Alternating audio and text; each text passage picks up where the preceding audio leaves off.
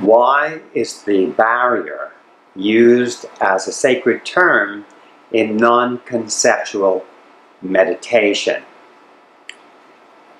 The barrier points at the veil that divides humanity from the sacred, divides the relative from the absolute, divides that which is divisible from that which is indivisible. Our nature is both divisible and indivisible. So, in the meditative placement of attention, we encounter the barrier between these aspects of ourself, and by bringing our attention to the veil, by bringing our attention to the barrier, we also bring our attention to the portal. Why? Because the veil is the point, so to speak, which divides the sacred from this relative domain, which is both sacred also. Importantly, the use of the term the barrier directs our attention to the field that is currently active. And what is the barrier? It may be described in many ways. However, it is beautifully described in the Hebrew Bible as knowledge, the knowledge of good and evil, resulting in the expulsion of Adam and Eve, you and I, from the paradise of the indivisible sacred domain. There is a naivety suggested that provides communion, and the meditative placement of attention helps us to direct our attention to letting knowledge go. What knowledge? Well, knowledge that forms as thoughts, scenarios, sequential events, a storyline. So you see that the time-space has everything to do with our conceptual life, the story of ourself, that aspect of ourself that also abides in the eternal, indivisible field, is not exactly equivalent to this conceptualized self. A wonderful metaphor is the ocean and the waves. So the waves are manifestations of the ocean, the indivisible ocean, yet they come and they go. They rise again, come and go, as do we. We are that one indivisible mystery that is organized as the idea of the Absolute, as the Godhead, and the sacred, indivisible singularity that organizes all events. We further recognize that all events, including the illusion of life, is formed cosmically.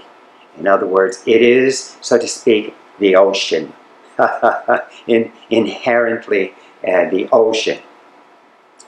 So again, what is the illusion of life? The illusion of life forms as thoughts, thoughts that tend to reinforce the idea that the relative self is substantial. That is, the illusion is that we are independent agents operating in a field and environment that is radically distinct from ourself. And this is the illusion of life. Is it erroneous? Absolutely not. It is this illusion is provided by nature for us to experience the drama of living and all that comes with it. And this is personalizing,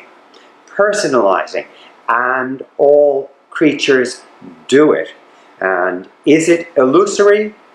Yes. Is it erroneous? No. There would be no experience without the illusion of life, called Maya in the Hindu tradition, called samskara in the Buddhist tradition.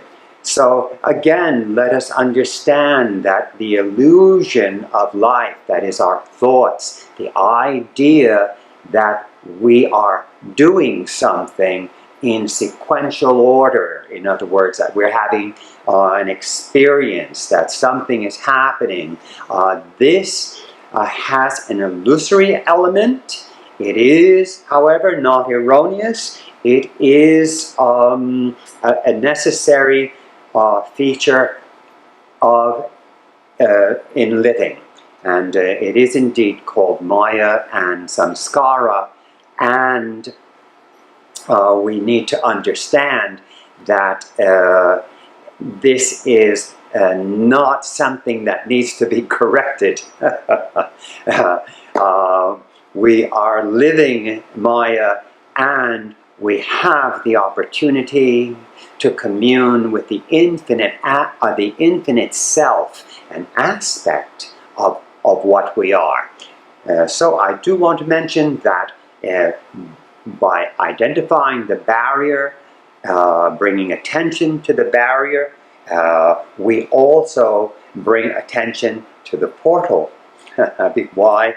The veil is the point that divides, so to speak, our relative self from our indivisible self. So the portal is there. So by bringing attention to the veil, to the illusion, we are as close as we can be.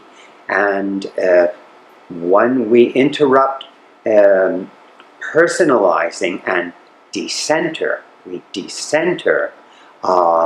don't take things personally. Experience is still occurring, but we are not entertaining the attribution error, if you will, that we are doing something. And yes, we are doing something, but that same event is something happening to us. So this is the remarkable mystery of the enlightenment experience. It is the mystery of non-dual awareness, and the meditative placement allows us to cultivate that relationship with the Absolute, though we are relative. Thank you for your time and your practice.